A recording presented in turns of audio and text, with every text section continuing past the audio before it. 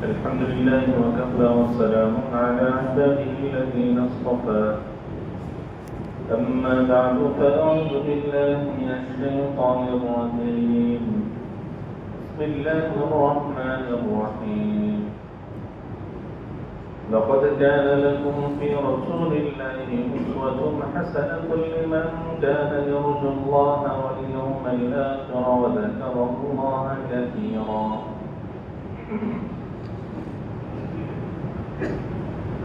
وعن أبي هريرة رضي الله تعالى عنه أنه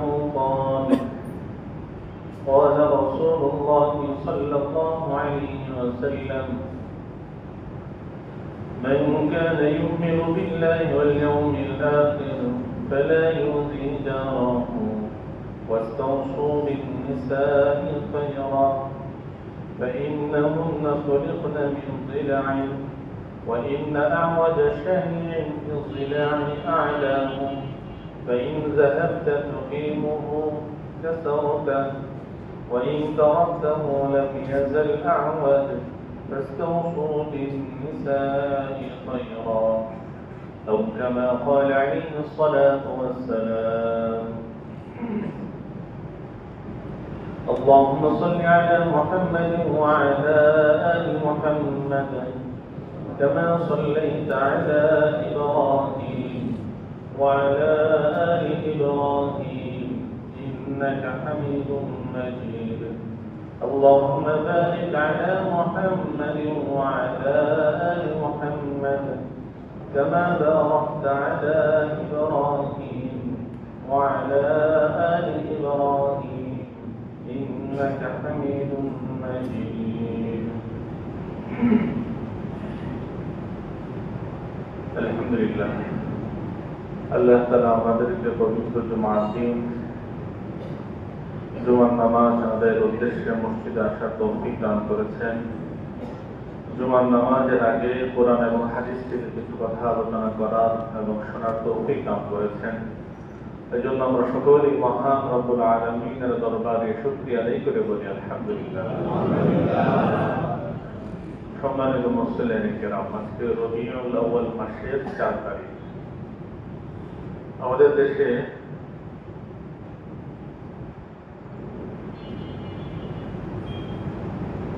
রাসূলুল্লাহ সাল্লাল্লাহু আলাইহি ওয়াসাল্লামের জন্মদিন পালন করা হয় রবিউল আউয়াল মাসে। তো যেহেতু জন্মদিন এটা পালনের কোনো জিনিস না, আমরা রাসূলুল্লাহ সাল্লাল্লাহু আলাইহি ওয়াসাল্লামের জন্ম থেকে তার জীবন থেকে যে শিক্ষাগুলো, সেগুলো যদি কোনো ব্যক্তি নিজের জীবনে নিয়ে আসতে পারে, এটাই হচ্ছে তার জীবনের সফলতা। তো সাধারণত আমরা রবিউল আউয়াল মাসে রাসূলুল্লাহ সাল্লাল্লাহু আলাইহি ওয়াসাল্লামের জীবন থেকে আলোচনা করে থাকি, শুনে থাকি। এটা যে শুধু রবিউল আউয়াল মাসে করতে হবে এটাও জরুরি কোনো জিনিস না। নবীজির সিরাত থেকে আলোচনা, সেটা হচ্ছে এমন, এটাকে আমরা যত বেশি করব এর দ্বারা আমাদের ঈমান, আমাদের আমলের মধ্যে তত বেশি উন্নতি হবে। কোথাও যদি সারা বছর শুধু সিরাত নিয়ে আলোচনা করা হয়, অন্য কোনো বিষয়ে আলোচনা যদি নাও করা হয়, তাহলে এটাই যথেষ্ট তার জীবনের পাথেয় হিসাবে। রাসূলুল্লাহ সাল্লাল্লাহু আলাইহি ওয়াসাল্লামের জীবনের মধ্যেই আল্লাহ তাআলা আমাদের জন্য সমস্ত কিছুর সফলতা এবং শান্তি কামিয়াবি রেখেছেন। এজন্য এই আলোচনা এটা আমাদের ঈমান বৃদ্ধির কারণ, এটা আমাদেরকে আমলের উপরে ওঠানোর উদ্বুদ্ধের কারণ। এর দ্বারা আমরা, আমাদের পরিবার, আমাদের সমাজ আলোকিত হয়। এজন্য সাধারণত আমরা বছরে নির্ধারিত কিছু সময়, কখনো কয়েক সপ্তাহ, কখনো কয়েক মাস আমরা রাসূলুল্লাহ সাল্লাল্লাহু আলাইহি ওয়াসাল্লামের জীবন থেকে আলোচনা শুনি। আলোচনা থেকে তো আমরা অল্প অল্প কিছু আমরা জানি, বাকি রাসূলুল্লাহ সাল্লাল্লাহু আলাইহি ওয়াসাল্লামের জীবনের নানান দিক, এগুলো আমাদের নিজেদেরকেই এগুলো পড়তে হবে, শিখে নিতে হবে। আলোচনার মধ্যে রাসূলুল্লাহ সাল্লাল্লাহু আলাইহি ওয়াসাল্লামের একটা গুণ নিয়ে যদি আমরা আলোচনা করি তাহলে অনেক সময় চলে যায়। তো রাসূলুল্লাহ সাল্লাল্লাহু আলাইহি ওয়াসাল্লামের জন্ম থেকে মৃত্যু পর্যন্ত প্রতিটা সময়, প্রতিটা মুহূর্তই আমাদের জন্য শিক্ষা। এই জন্য এটা সিরাতের সাথে আমাদের যত বেশি সম্পর্ক হবে, সিরাতকে আমরা যত বেশি জানবো, বুঝবো, পড়বো, মুখস্থ করব, এবং সিরাতকে যখন নাকি আমরা আমাদের জীবনের মধ্যে নিয়ে আসবো, আমাদের জীবন তত বেশি সহজ হবে, সুন্দর হবে এবং সাবলীল হয়ে যাবে। এই জন্য আমরা রবিউল আউয়াল মাসে রাসূলুল্লাহ সাল্লাল্লাহু আলাইহি ওয়াসাল্লামের জীবনী থেকে কিছু কিছু বিষয়, কোন বিষয়, নির্দিষ্ট কয়েকটা বিষয় নিয়ে আমরা আলোচনা করে থাকি। উদ্দেশ্য একটাই যে আমরা যা আলোচনা করব বা শুনবো, আল্লাহ তাআলা যেন আমাদের সবাইকে তার উপর আমল করার তৌফিক দান করেন। গত জুমায় আমরা আলোচনায় বলেছিলাম যে অন্তত রবিউল আউয়াল মাস উপলক্ষ হলেও এই মাসে আমাদের কমপক্ষে একটি সিরাতের কিতাব অধ্যয়ন করা উচিত, পাঠ করা উচিত। পড়েছি একবার পড়েছি, কিন্তু বিষয়বস্তুটা হচ্ছে এমন, ইমাম শাফিঈ রাহিমাহুল্লাহ তিনি ইমামে আযম আবু হানিফা রাহিমাহুল্লাহ সম্পর্কে একটা কবিতা বলেছেন। দুইজন দুই মাযহাবের ইমাম।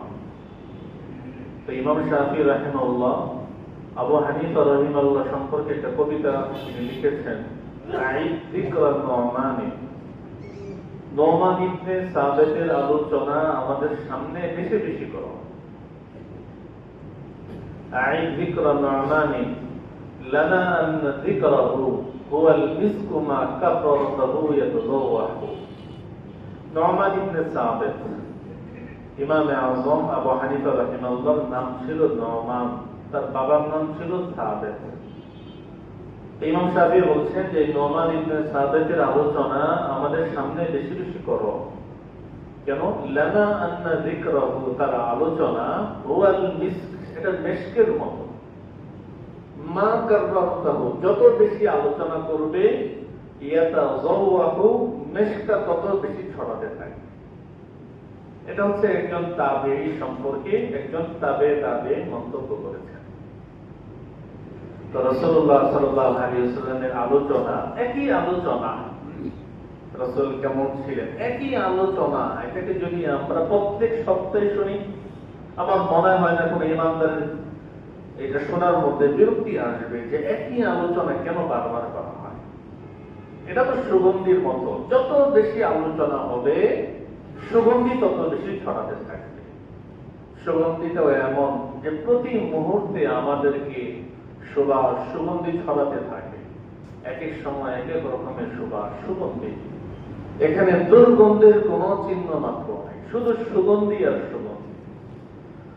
এজন্য রাসূলুল্লাহ সাল্লাল্লাহু আলাইহি ওয়াসাল্লামের সিরাত যেটা, এটাকে আমরা পড়েছি একবার, দুইবার, 10 বার, 20 বার, 100 বারও যদি কোনো ব্যক্তি পড়ে থাকে, তাকেও 100 বার, 1000 বার পড়ার পরেও তাকে আবার পড়তে হবে। কেন? হুয়াল মিসকু মা কাররাতাহু ইয়াতাযাওয়াহু। নবী সাল্লাল্লাহু আলাইহি ওয়াসাল্লামের সিরাত হচ্ছে আমাদের জন্য সুগন্ধি। এটাকে আমরা যত বেশি আলোচনা করব, যত বেশি আমরা মুযাকারা করব, আমাদের জীবন তত বেশি সুগন্ধিমুক্ত হবে, সুগন্ধিযুক্ত হবে। এই জন্য রবিউল আউয়াল মাসগুলোতে আমরা অনুরোধ করেছিলাম যে অন্তত একটি সিরাতের কিতাব, একটি বই, এটা আমরা অবশ্যই আমাদের পাঠ করা উচিত। আল্লাহ তাআলা আমাদেরকে তৌফিক দান করেন। গত জুমায় বলেছিলাম যাদের কাছে আছে তারা তো পড়বই, যাদের কাছে নাই তারা সংগ্রহ করব। যারা সংগ্রহ করার পদ্ধতি ব্যবস্থা জানেন না, আমাদের সাথে যোগাযোগ করতে বলেছিলাম, কয়েক ভাই যোগাযোগ করেছেন, আলহামদুলিল্লাহ। আমরা কিছু সিরাতের কিতাব গত বছরের মতো এইবারও সংগ্রহ করেছি। আমাদের এক ভাই, তিনি গত বছরও তিনি অনেকগুলো সিরাতের কিতাব বিতরণ করেছিলেন, এই বছরও তিনি নিয়ত করেছেন। আল্লাহ তাআলা, আমরা ওই ভাইয়ের জন্য দোয়া করি, আল্লাহ তাআলা নবীজির সিরাতের প্রতি তার এই ভালোবাসাকে আল্লাহ তাআলা যেন কবুল করেন। তো ইনশাআল্লাহ নামাজের পরে আমাদের যাদের কাছে একেবারেই সিরাতের কোনো কিতাব নাই, আমরা কিছু কিতাব এনেছি, নামাজের পর আমরা এখান থেকে সংগ্রহ করবো ইনশাআল্লাহ। মুহতারাম হাজিরিন, আজকে যে বিষয়টা আমরা আলোচনা করতে চাই, সিরাতের গুরুত্বপূর্ণ একটি বিষয়, সেটা হচ্ছে নবীজি সাল্লাল্লাহু আলাইহি ওয়াসাল্লামের দাম্পত্য জীবন কেমন ছিল। আমাদের দাম্পত্য জীবন হতাশা, অশান্তির, অসুখের। ঢাকা শহরের মধ্যে দৈনিক কাজী সাহেবের কাছে গিয়ে অথবা আদালতের মাধ্যমে দৈনিক ডিভোর্স বা ছাড়াছাড়ি, সংসার ভাঙার পরিমাণ হচ্ছে 300টি। ঢাকা শহরে, ঢাকা শহরের মধ্যে প্রতিদিন কমপক্ষে 300 করে ডিভোর্স হচ্ছে। যে ডিভোর্স গুলো অফিসিয়ালি হচ্ছে, কিন্তু এছাড়াও আরো অনেক ডিভোর্স এমন আছে যেটা আমরা আমাদের কথায়, কাজে এমন শব্দ বলে ফেলি, তালাক শব্দটা আমরা উচ্চারণ করি না, কিন্তু এমন কিছু কথা বলে ফেলি যেটা তালাকের পর্যায়ে চলে যায়। অথবা তালাক দিয়ে দিয়েছি, কিন্তু এটাকে ঘুরিয়ে ফিরিয়ে আমরা এটাকে আবার হালাল করে আবার সংসার করতে থাকি। অথবা কোথাও এমন হয় যে তালাক হয়ে গিয়েছে, এলাকার কিছু মাতবর ওনারা বসে দুইজনকে দুটো থাপ্পড় দিয়ে, ধমক দিয়ে আবার মিলে গিয়েছে, তারা আবার সংসার করা শুরু করে দিয়েছে। তো তালাক একবার হয়ে যাওয়ার পরে আবার সংসার করা, এখান থেকে যদি সন্তানাদি হয়, এই সংসার জীবনটা যেমন হারাম, সন্তানাদি যারা হবে সেগুলো হারাম হবে। তো এগুলো হচ্ছে যারা নাকি তালাককে তালাক মনে করে না, তারা তো হিসাবের বাইরে।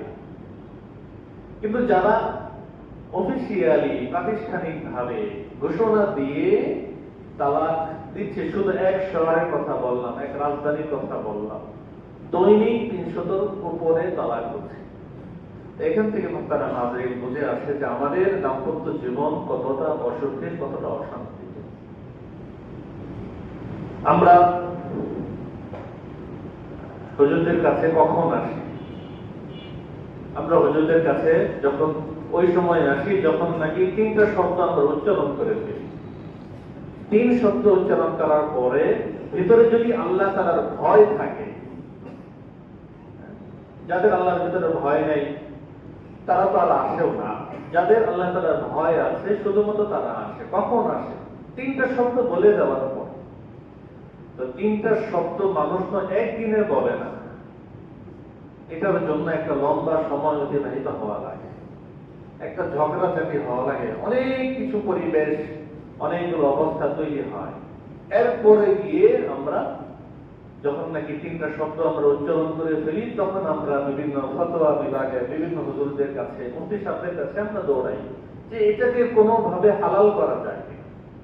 কিন্তু শুরুতেই যখন নাকি সমস্যা হয়েছে, মনের মধ্যে ইচ্ছা আসছে, তখনই যদি আমরা এটা আলোচনা করতাম, মাসআলা যদি আমরা জেনে নিতাম, বুঝে নিতাম, অথবা এটার কোনো পদ্ধতি আছে কিনা, এটার সমাধান আছে কিনা, এটা যদি আমরা জেনে নিতাম, তাহলে আমাদের ওই পর্যায়ে পর্যন্ত যাওয়া লাগতো।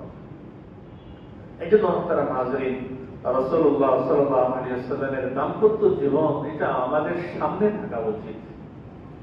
যখনই সংসারের মধ্যে কোনো অশান্তি আসে, তখনই আমাদের উচিত নবীজি কেমন সংসার করেছে। নবীজির জীবনের মধ্যে অনেক অভাব ছিল, ঘর ভাঙাচোরা ছিল, মাসের পর মাস অতিবাহিত হয়েছে, আগুন জ্বলে নাই। আম্মাজানরাও মাঝে মাঝে অভিমান করতেন। আম্মাজানরাও রাসূলকে বিভিন্ন সময় বিভিন্ন আবদার করে বসতেন। তখন রাসূলুল্লাহ সাল্লাল্লাহু আলাইহি ওয়াসাল্লাম বিষয়গুলোকে কিভাবে সামলিয়েছেন, এটা যদি আমাদের সামনে থেকে মুহতারাম হাজিরিন, তাহলে আমাদের দাম্পত্য জীবনটাও সুখে শান্তিতে ভরপুর হয়ে যাওয়ার কথা। আমাদের সমাজের মধ্যে নারী জাতি আছে যারা বিশেষভাবে অবহেলিত একটি জাতি। এখন তো আমাদের সমাজের মধ্যে সমতার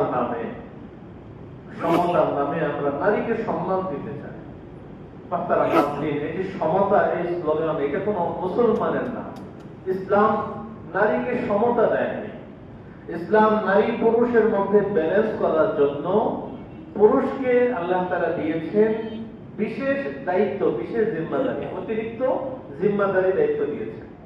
আবার নারীকে আল্লাহ তাআলা দিয়েছেন অতিরিক্ত সম্মান, বিশেষ সম্মান, যেটা আল্লাহ তাআলা পুরুষকে দিয়েছেন। তা একজনকে দিয়েছেন বিশেষ দায়িত্ব, অতিরিক্ত দায়িত্ব, আরেকজনকে আল্লাহ তাআলা দিয়েছেন অতিরিক্ত সম্মান। কোরআনে কারীমের মধ্যে আল্লাহ তাআলা নারীদের ব্যাপারে বলেছেন, ওয়াকারনা ফি বুয়ুতিকুন্না, তোমরা তোমাদের গৃহে অবস্থান করো। আমরা মনে করি যে নারীদেরকে গৃহের মধ্যে, ঘরের মধ্যে রাখা, এটা তো বন্দী করা। নারীদেরকে ঘরের মধ্যে রেখে দেওয়া, এটা তো বন্দী করার মতো। তারা তো নারীদের ইজ্জত সম্মান কিছুই রইল না। বক্তারা হাজিরিন, এটা কোরআনে কারীমের যেমন নাকি আদেশ যে তোমরা তোমাদের নারীদেরকে গৃহের মধ্যে রাখো, ঠিক তেমনি ভাবে এটা নারীদের অধিকার যে নারীরা গৃহের মধ্যে অবস্থান করবে। তার গৃহের মধ্যে অবস্থানের জন্য যত রকমের প্রয়োজন, এই সব কিছু পুরা করার দায়িত্ব আল্লাহ তাআলা দিয়েছেন পুরুষকে। সে কখনো বাবা হয়ে, কখনো সন্তান হয়ে, কখনো স্বামী হয়ে, কখনো ভাই হয়ে তাকে এই দায়িত্ব আদায় করতে হয়। এই জন্য মুহতারাম হাজিরিন, রাসূলুল্লাহ সাল্লাল্লাহু আলাইহি ওয়াসাল্লামের ঘরের জীবন, সংসারের জীবন, দাম্পত্য জীবন, এটা যদি আমাদের সামনে থাকে, আমাদের সংসার জীবন, আমাদের দাম্পত্য জীবনও সুখে শান্তিতে ভরপুর হয়ে যাবে। রাসূলুল্লাহ সাল্লাল্লাহু আলাইহি ওয়াসাল্লাম ঘরের নারীদেরকে কতটা মূল্যায়ন করতেন। পৃথিবীর ইতিহাসে কোন ব্যক্তি, কোন আদর্শ, কোন সমাজ ব্যবস্থা কেউ নারীকে ততটা সম্মান দিতে পারে নাই। নবী সাল্লাল্লাহু আলাইহি ওয়াসাল্লাম নারীদেরকে যতটুকু সম্মান দিয়েছেন। নারীর ভিতরে যদি কোনো প্রতিভা থাকে, তার ভিতরে আমরা তো মনে করি, আমাদের ভুল ধারণা এটা যে ইসলাম মনে হয় নারীদেরকে উচ্চ শিক্ষিত হতে নিষেধ করে, অথবা ইসলামী খেলাফত প্রতিষ্ঠার কথা, এটার কথা শুনলে আমরা ভয় পেয়ে যাই যে খেলাফত প্রতিষ্ঠা হলে নারীরা স্কুল কলেজে যেতে পারবে না, তারা উচ্চ শিক্ষিত হতে পারবে না। এটা আমাদের ভুল ধারণা। আমরা যদি রাসূলুল্লাহ সাল্লাল্লাহু আলাইহি ওয়াসাল্লামের জীবনকে যদি আমরা দেখি, যেই নারীর ভিতরে যেই প্রতিভা ছিল, নবীজি সাল্লাল্লাহু আলাইহি ওয়াসাল্লাম সেই প্রতিভা, সেই যোগ্যতাকে প্রকাশ করার জন্য তিনি রাস্তা খুলে দিয়েছেন। আম্মা জান আয়েশা রাদিয়াল্লাহু তাআলা আনহা, তিনি যখন রাসূলের কাছে আসছেন, বিয়ে হয়েছে ৬-৭ বছর বয়সে, সংসার শুরু হয়েছে ৯-১০ বছর বয়সে। নবী সাল্লাল্লাহু আলাইহি ওয়াসাল্লাম যখন ইন্তেকাল করেছেন, তখন আম্মা জান আয়েশার বয়স ১৭-১৮ হয়নি তখন। তো মাত্র ৮ থেকে ৯ বছর আম্মা জান আয়েশা রাদিয়াল্লাহু তাআলা আনহা রাসূলুল্লাহ সাল্লাল্লাহু আলাইহি ওয়াসাল্লামের জীবন থেকে এমন জিনিস শিক্ষা গ্রহণ করেছিলেন, এমন উচ্চ শিক্ষা তিনি লাভ করেছিলেন যে বড় বড় সাহাবী, আব্দুল্লাহ ইবনে মাসউদ বলি, আব্দুল্লাহ ইবনে আব্বাস বলি, আব্দুল্লাহ ইবনে ওমর বলি, আর হযরত ওমর ইবনুল খাত্তাব বলি, যাকে আমরা বলি না কেন, কঠিন কোন বিষয়ে যখন নাকি তারা সমাধানহীনতায় ভুগতেন, যে সমাধান নাই কোন, তখন তারা ছুটে চলে আসতেন আম্মা জান আয়েশা রাদিয়াল্লাহু তাআলা আনহার কাছে। অথচ বয়সের কত ব্যবধান! রাসূলুল্লাহ সাল্লাল্লাহু আলাইহি ওয়াসাল্লাম যখন নবী হয়েছেন, উমর রাদিয়াল্লাহু তাআলা আমার সাথে নবীর বয়সের দূরত্ব ছিল মাত্র ৪-৫ বছরের। হযরত আবু বকর সিদ্দিকের সাথে দূরত্ব ছিল মাত্র ২ বছরের। কিন্তু আম্মা জান আয়েশা রাদিয়াল্লাহু তাআলা আমার সাথে বয়সের দূরত্ব অনেক বেশি ছিল। রাসূলের সোহবত পেয়েছেন অল্প সময়, কিন্তু অল্প সময় সোহবতে তিনি এমন শিক্ষা গ্রহণ করেছিলেন যে পরবর্তীতে মুসলিম জাতির যে কোনো সমস্যা সমাধানের জন্য সাহাবায়ে কেরাম দৌড়ে চলে আসতেন নবী সাল্লাল্লাহু আলাইহি ওয়াসাল্লামের কাছে। তাই জন্য মুহতারাম হাজিরিন, নবী সাল্লাল্লাহু আলাইহি ওয়াসাল্লামের জীবন, তার সাংসারিক জীবন, তার দাম্পত্য জীবন, এটার মধ্যে আল্লাহ তাআলা আমাদের জন্য আদর্শ রেখেছেন। আমরা দেখি রাসূলুল্লাহ সাল্লাল্লাহু আলাইহি ওয়াসাল্লাম তিনি তার স্ত্রীদেরকে কতটা ভালোবাসতেন, আর আমরা আমাদের স্ত্রীদেরকে কতটুকু ভালোবাসি। রাসূলুল্লাহ সাল্লাল্লাহু আলাইহি ওয়াসাল্লামের উপরে যখন সর্বপ্রথম ওহী নাযিল হয়, তখন আম্মা জান হযরত খাদিজা রাদিয়াল্লাহু তাআলা আনহা ছিলেন। তিনি ভয় পেয়ে গেলেন ওহীর ভারের কারণে, ওহির গুরুত্বের কারণে তিনি ভয় পেয়ে গেলেন, তার শরীর কাঁপছিল। দৌড়ে তিনি ঘরে চলে আসলেন। এসে তিনি আম্মা জান খাদিজা রাদিয়াল্লাহু তাআলাকে বলতে লাগলেন, জাম্মিলুনি জাম্মিলুনি, আমাকে চাদর দ্বারা আবৃত করে দাও। একজন মানুষ সে তার সাংসারিক জীবনে, দাম্পত্য জীবনে কতটা সুখী হলে সে তার স্ত্রীর কাছে এসে বলতে পারে, লাকাদ খাশিতু, আমি ভয় পাচ্ছি, না জানি আমি এখন শেষ হয়ে যাই। শরীর এমন ভাবে কাঁপছিল, তিনি ভয় পাচ্ছিলেন, না জানি আমি এখন শেষ হয়ে যাই। আম্মা জান খাদিজা রাদিয়াল্লাহু তাআলা আনহা নবীকে সান্ত্বনা দিচ্ছেন, কাল্লা ওয়াল্লাহ, আল্লাহর কসম আপনি কখনোই ধ্বংস হবেন না। কিভাবে তিনি সান্ত্বনা দিচ্ছেন। হ্যাঁ, আমরাও তো আমাদের দাম্পত্য জীবন আমরা করি, আমরা আমাদের স্ত্রীদেরকে ওইভাবে গড়ে তুলতে পারি না। বাসা বাড়িতে বাইরে যখন আমরা যাই, ব্যবসা বাণিজ্য চাকরিতে বিভিন্ন পেরেশানি আমাদের আসে। সারাদিনের পেরেশানি শেষে আমরা যখন ঘরে ফিরি, আম্মা জান খাদিজা রাদিয়াল্লাহু তাআলা আনহার এই জীবন থেকে, এখান থেকে আমরা শিক্ষা নিতে পারি তিনি কিভাবে নবীজিকে সান্ত্বনা দিয়েছেন, নবীজিকে তিনি ঠান্ডা করেছেন, নবীজির শরীরের কাঁপুনি তিনি বন্ধ করেছিলেন। বললেন, কাল্লা ওয়াল্লাহ, আল্লাহর কসম আপনি কখনোই ধ্বংস হবেন না। আমরাও ঘরে ফিরি, কিন্তু ঘরে ফেরার পরে আমাদের কত অভিযোগ, কত সমস্যা। যতক্ষণ মনে হয় তখন, যতক্ষণ বাইরে ছিলাম মনে হয় ভালো ছিলাম, ঘরে আসলাম অশান্তি শুরু হয়ে গেল। মোহতারাম হাজির, এটা হচ্ছে আমাদের দাম্পত্য জীবনের মধ্যে ইসলাম না থাকার কারণে, নবীজির সিরাত না থাকার কারণে আজকে আমাদের এই অবস্থা। হাদিসের মধ্যে নবী সাল্লাল্লাহু আলাইহি ওয়াসাল্লাম বলে দিয়েছেন, ভালো মানুষকে, শ্রেষ্ঠ মানুষকে লোকে যাকে ভালো বলে সে ভালো নয়, ঘরের মানুষ যাকে ভালো বলে সেই ভালো। সমাজের মধ্যে, এলাকার মধ্যে আমাদের খুব নাম, আমি একজন হাজী সাহেব, আমার গায়ে জুব্বা, আমার মাথায় পাগড়ি, অনেক সম্মান, মানুষ হাতের মধ্যে তসবিহ, অনেক দান সৎকার করি, এলাকার সমস্ত মানুষ আমাকে ভালো বলে।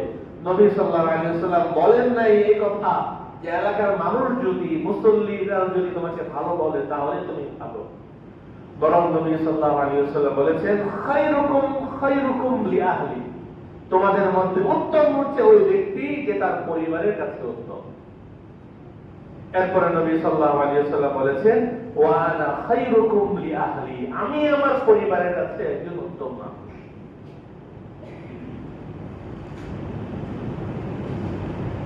মহিলাদের সূক্ষ্ম আবেগ অনুভূতি থাকে, রাসূলুল্লাহ সাল্লাল্লাহু আলাইহি ওয়াসাল্লাম এগুলোকে মূল্যায়ন করতেন। নারীর বিভিন্ন চাহিদা থাকে, বিভিন্ন আবদার থাকে, নবী সাল্লাল্লাহু আলাইহি ওয়াসাল্লাম এগুলোকে তিনি খুব মূল্যায়ন করতেন। হাদিসের মধ্যে ঘটনা এসেছে, সুনানে বাইহাকির মধ্যে হাদিস এসেছে, আম্মা জান আয়েশা রাদিয়াল্লাহু তাআলা আনহা থেকে বর্ণিত, তিনি বলেন, কুনতু কাঈদাতান আগযিলু, আমি একদিন বসে বসে সুতা কাটছিলাম। والنبي صلى الله عليه وسلم يقصف نعله, নবীজি তার জুতা সেলাই করছিলেন। মুহতারাম হাজিরিন, এখন আমাদের অবস্থা এমন, একটু যদি বড় হয়ে যায় কোনো ব্যক্তি, টাকার দিক থেকে হোক, সম্মানের দিক থেকে হোক, তাহলে ঘরের কাজ, পরিবারের কাজগুলো করতে আমরা লজ্জা বোধ করি।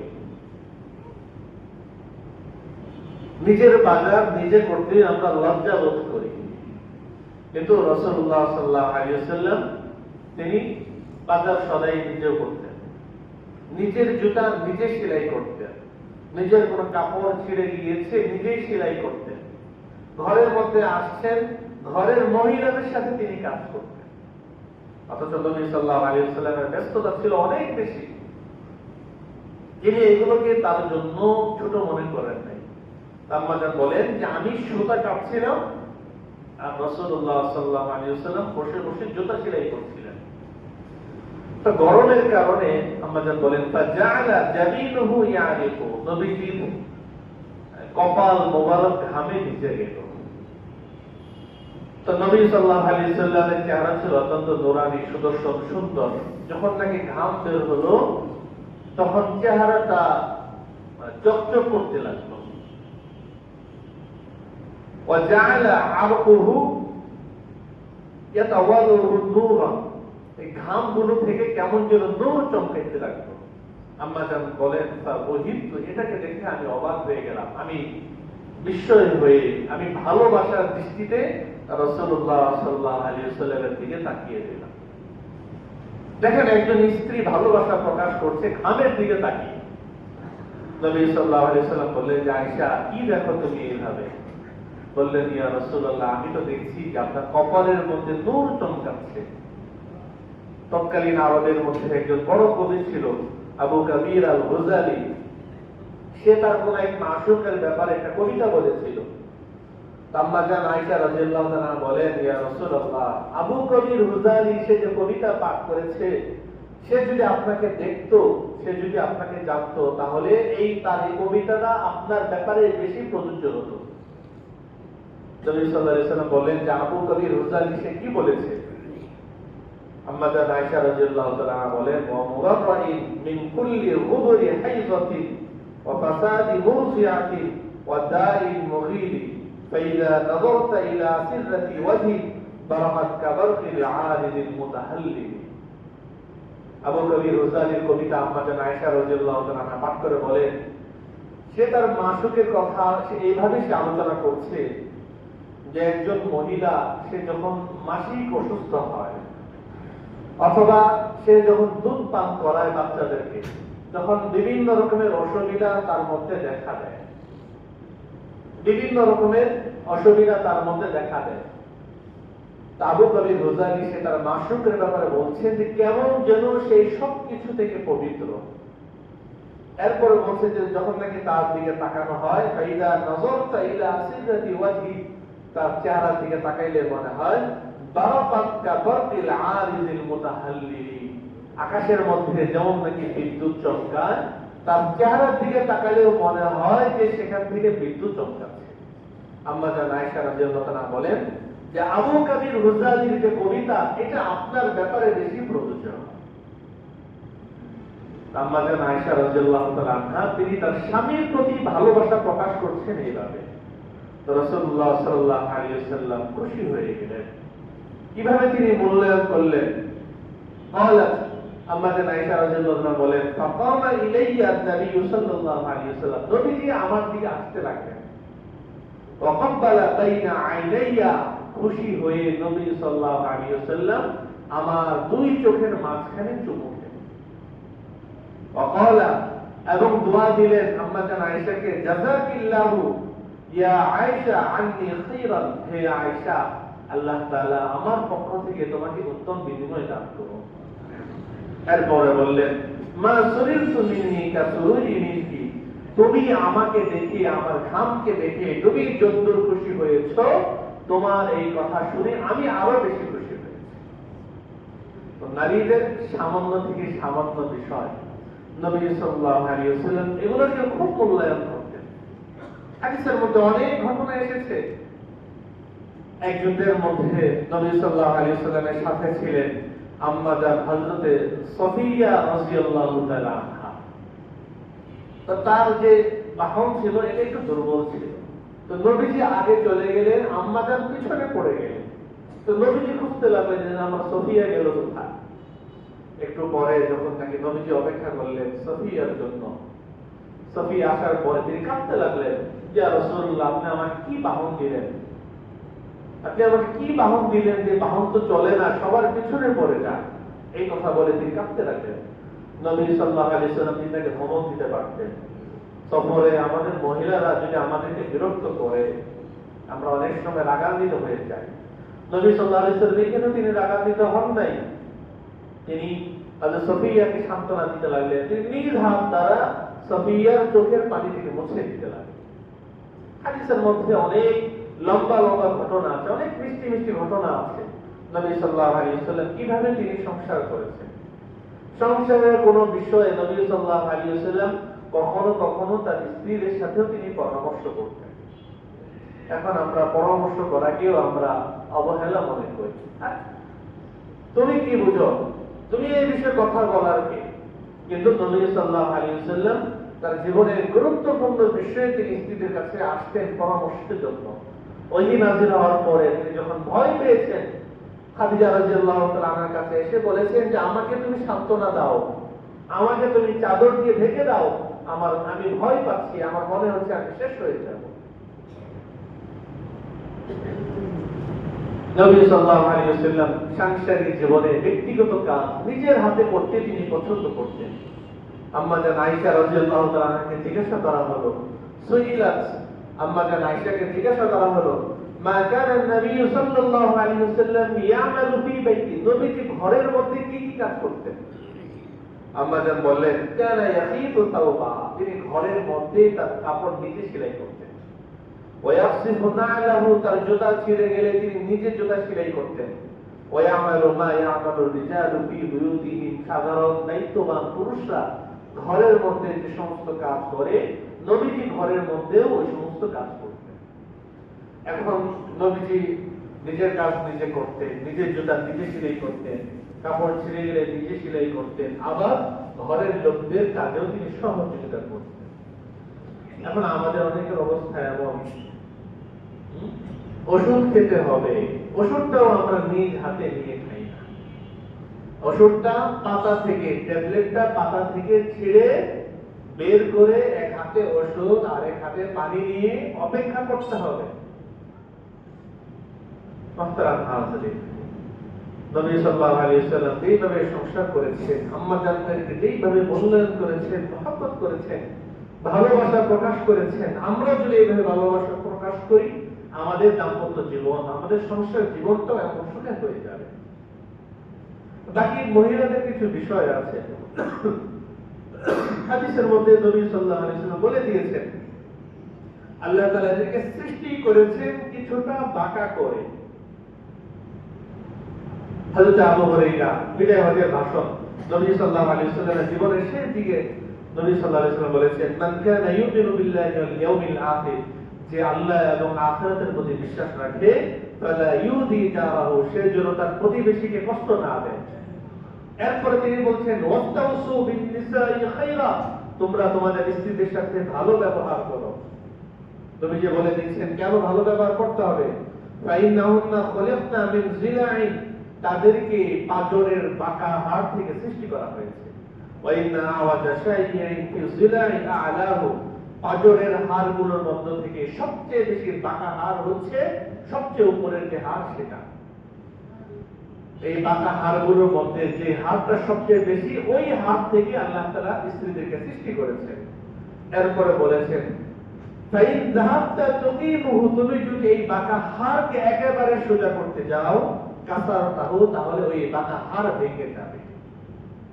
ওই তারাকতাহু, আর যদি তুমি এটাকে এইভাবেই ছেড়ে দাও, লাম ইয়াজাল আওয়াজ, তাহলে এটা এমন বাঁকাই থেকে যাবে।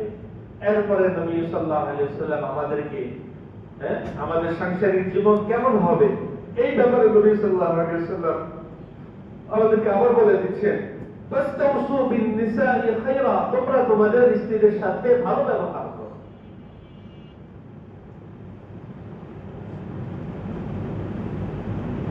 হযরত সাদ ইবনে আবি ওয়াক্কাস রাদিয়াল্লাহু তাআলা আনহু থেকে বর্ণিত আরেকটি হাদিস, নবী সাল্লাল্লাহু আলাইহি ওয়াসাল্লাম তার স্ত্রীদেরকে কেমন ভালোবাসতেন।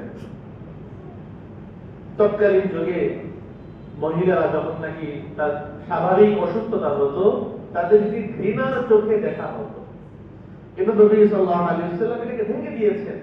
হাদিসের মধ্যে এসেছে, বিভিন্ন আম্মাজানরা বলেছেন, একাধিক আম্মাজান থেকে এই কথাটা বর্ণিত, যে আমি যখন হায়দা ছিলাম, নবীজি আমার সাথে হেলান দিয়ে বসেছিলেন, হেলান দিয়ে বসে বসে তিনি কোরআন তেলাওয়াত করছেন, জিকির করছেন, কিন্তু আমি একজন অসুস্থ মানুষ। আবার নবী সাল্লাল্লাহু আলাইহি ওয়াসাল্লাম কখনো কখনো তার স্ত্রীদের মুখে খাবারও তুলে দিয়েছেন। হাদিসের মধ্যে তিনি বলে দিয়েছেন, হযরত সাদ ইবনে আবি ওয়াক্কাস রাদিয়াল্লাহু তাআলা আনহু থেকে তিনি বলেন, ইন্নাকা লান তুনফিকা নাফাকান, তুমি তোমার পরিবারে যে খরচ করো, স্ত্রীর পিছনে হোক, সন্তানদের পিছনে হোক, তাবতাগি বিহা ওয়াজহাল্লাহ, সন্তান, পরিবার, স্ত্রী, তাদের পিছনে পিছনে খরচ করা, সেটা তাদের খাবারের হোক, চিকিৎসা হোক, তাদের পোশাকে হোক, যে কোনো বিষয়ে খরচ হোক, তাবতাগি বিহা ওয়াজহাল্লাহ, এটার উদ্দেশ্য যদি হয় আল্লাহ তাআলার সন্তুষ্টি, নবী সাল্লাল্লাহু আলাইহি ওয়াসাল্লাম বললেন, ইল্লা উজিরতা, তোমাকে এটার বিনিময়ে তোমাকে সওয়াব দেওয়া হবে। আমরা আমাদের প্রয়োজনে খরচ করছি, বাজার করছি, কিন্তু উদ্দেশ্য যদি এটা হয় যে আল্লাহ তাআলা সন্তুষ্টি, নবী সাল্লাল্লাহু আলাইহি ওয়াসাল্লাম আমাদেরকে বলছেন যে এটার কারণে আল্লাহ তাআলা আমাদেরকে সদকা করার সওয়াব দান করবেন। এরপরে বললেন হাত্তা মা তাজআলু ফি ফামি ইমরাতি, তুমি যে তোমার স্ত্রীর মুখে খাবারটা তুলে দিচ্ছ, নবী সাল্লাল্লাহু আলাইহি ওয়াসাল্লাম বলছেন এটার কারণে আল্লাহ তাআলা তোমাদেরকে সওয়াব দান করবেন। এজন্য মোহতারাম হাজরিন, আমাদের দাম্পত্য জীবনে সুখ শান্তিকে যদি আমরা বাড়াতে চাই, আমরা যদি সব রকমের অশান্তি, সব রকমের ঝগড়াঝাটি এগুলো থেকে যদি আমরা আমাদের সংসারকে বাঁচাতে চাই, তাহলে নবী সাল্লাল্লাহু আলাইহি ওয়াসাল্লাম কিভাবে সংসার করেছেন, তার দাম্পত্য জীবন কেমন ছিল, এটা আমাদের সামনে রাখতে হবে। জীবনের যে বিষয়ে সমস্যা হবে, নবী সাল্লাল্লাহু আলাইহি ওয়াসাল্লামের জীবনের ওই দিকটা নিয়ে যদি আমরা চিন্তা করি, নবীজি এই কাজটা কিভাবে করেছেন, তিনি এই বিষয়টার সমাধান তিনি কিভাবে করেছেন, এটাকে যদি আমরা সামনে রাখি, তাহলে কোরআন কারীমের মধ্যে আল্লাহ তাআলা বলে দিয়েছেন লাকাদ কানা লাকুম ফি রাসূলিল্লাহি উসওয়াতুন হাসানাহ, উত্তম আদর্শ রেখেছেন আল্লাহ। আল্লাহ তাআলা আমাদেরকে সিরাতের সাথে গভীর সম্পর্ক রাখার তৌফিক দান করেন, নবী সাল্লাল্লাহু আলাইহি ওয়াসাল্লামের জীবন থেকে আমাদেরকে আলো গ্রহণ করার তৌফিক দান করেন। আমিন। ওয়া আখিরু দাওয়ানা আলহামদুলিল্লাহি রাব্বিল আলামিন। যাদের কবুল